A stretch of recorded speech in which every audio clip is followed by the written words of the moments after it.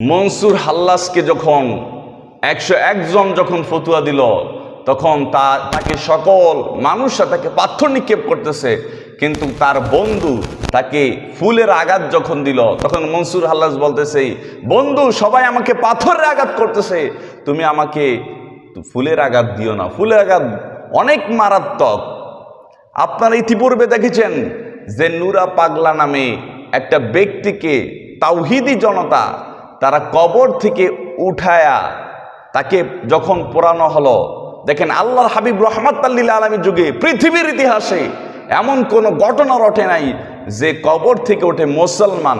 আল্লাহর হাবিব রহমাতুল লিল আলামিন বলেছেন, তুমি প্রকৃতি মুসলমান হবা তখন যখন তোমার হাত এবং মুখ থেকে অপর মুসলমান নিরাপদ। এই কারণে আল্লাহর হাবিব রহমাতুল লিল আলামিন বলেছেন যে আল্লাহর হাবিব রহমাতুল লিল আলামিন বলেন, কিছু কিছু মানুষ আসবে আবু বকর দুনিয়া জমিনের ভিতরে, তাদেরকে দেখলে তোমাদের আমল নগণ্য হবে, তাদেরকে দেখলে তোমাদের আমল তুচ্ছ হবে। তারা এমন জামানার ভিতরে আমরা পৌঁছে গিয়েছি যে 5 ওয়াক্ত নামাজ পড়ে তারা জাহান্নামের ভিতরে যাবে।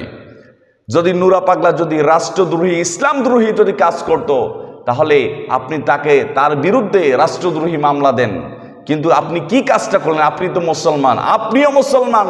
এই কারণে আমরা সুন্নিরা সবসময় বলে থাকি যে মুসলমান 2 প্রকার, একটা হলো ইয়াজিদি মুসলমান, যারা আল্লামা নুরুল ইসলাম ফারুকী রাহমাতুল্লাহ আলাইহিকে বাসায় গিয়ে জবা করেছে।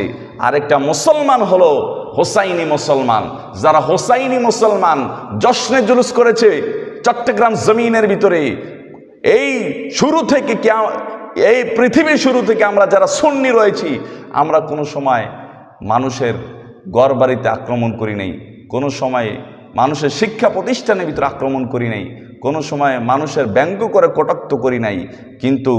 কিন্তু যারা ওই আব্দুল ওয়াহাব নজদি, তারা আপনারা দেখেছেন ইতিপূর্বে আমাদের সুন্নি ভাইদের উপরে তারা কিভাবে অত্যাচার করেছে, নিপীড়ন করেছে, গাড়ি ভাঙচুর করেছে। যারা আব্দুল ওয়াহাব নজদি, আমার নবী রাহমাতুল লিল আলামিন বলেছেন, আমার নবী রাহমাতুল লিল আলামিন বলেছে, এই নজর থেকে এই সাহাবায়ে কেরাম বলেছে, ইয়া রাসূলুল্লাহ ইয়া হাবিবাল্লাহ, কিছু সাহাবায়ে কেরাম বলে আপনি আমাদের নজরদের জন্য দোয়া করেন। তখন বলতেছে এখান থেকে শয়তানের সিং বের হবে। আপনি দেখতে পাচ্ছেন এখন বর্তমান যুগের ভিতরে মাজারগুলি ভেঙে দেওয়া হচ্ছে। এই আব্দুল ওয়াহাব নজদি ইবনে তাইমিয়া তিনি যখন দায়িত্বের ভিতরে আসার পরে তখন তিনি বলেছে যে আমার মন চাচ্ছে মুহাম্মাদের রওজাটা ভাঙ্গা দিতে, নাউজুবিল্লাহি মিন যালিক।